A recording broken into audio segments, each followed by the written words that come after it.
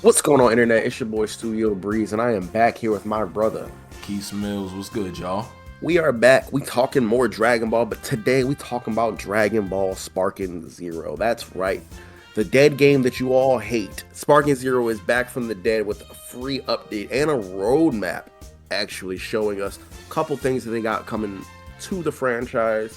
And first off, we're getting Mission 100. A staple from the Budokai Tenkaichi 3 days, if you are familiar. Mission 100 was literally just about 100 missions and all different types of team battles, single battles, all different types of stipulations and like different things you have to do, different conditions you have to make, conditions on yourself and conditions on your enemy. Sometimes it's buffs, sometimes it's nerfs, sometimes a little bit of both. There's a whole lot of chaos to go down. It was a great single player addition to the old Dragon Ball games where we all we had was a story playing against each other. We needed something new, and this is something people have been asking for, more single player content. So as we speak, Mission 100 is out right now. As this video is out right now, go play Mission 100. Let us know in the comments what it is, what it ain't, how you feeling, and Right, we'll let you because know in a future video how we feel about Mission 100 yeah, I and mean, Sparking Zero. I ain't gonna lie. I ain't gonna say I'm one of them guys that was saying the game was dead, but I will say it was missing severely a lot of content that definitely should have been there, and if not there on day one, should have been there a hell of a lot sooner. But with the Dragon Ball Yeah, we're community is talking so like over a year later after release. yeah, bro. But the Dragon Ball community is so we so goated that we still gonna support it when it does get there. And I'm very excited, and it's definitely going to be like a little, throwback nostalgia type of thing with a whole new, coat of paint and new characters that we never experienced. So I'm definitely excited to get into that. Now I have a reason to play it. Absolutely, absolutely. And what's sad about that is a lot of people that really enjoy Dragon Ball games, they're not the most competitive people. So it's like playing on if online is all you have, that's not gonna like sustain the people. Even though they did have the mission creator mode, which was really bare bones as far as what we thought we were gonna be able to do, it was still something. But we need more. And it's like they're finally listening to the people and giving us more. So Mission 100 is out and it's available to play right now. Next up will be Survivor mode coming out in spring 2026, which is, I mean, pretty much exactly self-explanatory. Exactly how it sounds. You just pick a character or a couple characters, because I think there was a team version as well back in the Tenkaichi days, and you just go as long as you can, till you die. So I think that's gonna be pretty fun, pretty exciting to see. Just to push your limits essentially, and all to do by yourself, and you don't have to worry about competition against someone else. Because like I said, there's a lot of people who love these games that just don't have that competitive drive in them. So I think it's gonna help the player base, and also probably help people lab and just learn more combos and things like that, and just have more fun with the game overall. Give it some more life. Yeah, it might not help with the competitiveness, like you said, but will help with the cooperativeness because it's also like it needs a lot more to just game modes just to do with your friends, just to hang out and shit like that. Like we used to set up our own little tournaments, and we used to reenact scenes and battles and shit, and the survival mode and things like that. So hey, if I can see if we can do the Goku and Vegeta versus Metal Cooler thing, come on now, wrap it up. Definitely amazing. Yeah, and that would be totally something very fun to include in the thing. Also, we seen in the trailer there was like a tag team move between Goku and Vegeta, and that's something very very alarming, because people have been saying they want some team battles in there, Xenoverse-esque team battle, which even though it's not the same type of game as Xenoverse, I definitely think that we could definitely do that. We could definitely make something happen where we could do some team battles, or let's just say we're doing on team battles and we just got to swap, and it's still similar to how Sparking is right now. I think they might be adding team ultimates, because you see Goku and Vegeta hit that final flash Kamehameha like they did in the Broly movie in the trailer. So there might be something to that. There might be something that they might be adding on that they're not revealing yet, because also in summer of 2026 they have a large DLC plan to be revealed. They have not spoken about what it is or what it could possibly be, but that does give credence to the idea that We could get a whole lot more than we're actually bargaining for than just Mission 100 and survival mode, as far as additions to things that we can do inside of Sparking to, liven up the gameplay and revitalize the player base, because co-op things in Dragon Ball are always going to be something people gravitate towards after the original Xenoverse. Yeah, like people definitely like, okay, parallel quests, things like that. Like, it's fun to be out in that world, in that Dragon Ball world with your friends, whether you're playing canon characters or not. So I think it's definitely, if that's the route that they could go, I think it'd be smart for Sparking Zero especially.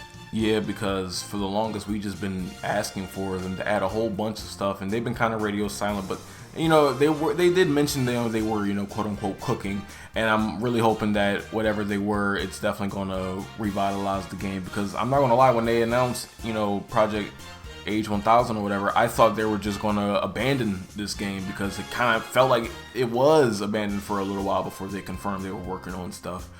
Because it never felt like a full complete game. It felt like a live service game, if you will, but one where they weren't servicing it very, very often, because they, as you saw in the trailer, they added a lot of stuff like new costumes, like you just mentioned, the Goku Vegeta thing, new moves and things like that, and that's all fine and dandy. They gave my boy his turban outfit. I knew he was gonna say the BoJack movie too. Oh man, looking saucy as ever. They gave him his Goku game, and they gave him the new moves too. Like, oh, I'm so excited, man. Cause hey man, Xenoverse 2 is definitely one of the best Dragon Ball games of all time, and Sparking always had that potential. And because given how let's be honest, much more advanced it is, it can pull off a lot of these things a lot better. Because some of that shit looked like it could have been in an animated movie or whatever. Especially when the movie did on BoJack's in the damn trailer, that shit was fire. Exactly. Yeah, they literally straight out the movie. It was amazing. I'm like, this is what I wanted from day one. I don't understand. Raging Blast 2 had, you could swap out moves and things like that, and they had the different outfits and things like that. Like, come on. Y'all launched with less content as far as that's concerned than Raging Blast 2, and that's insane. But, hey, at the end of the day, this is what's going to happen.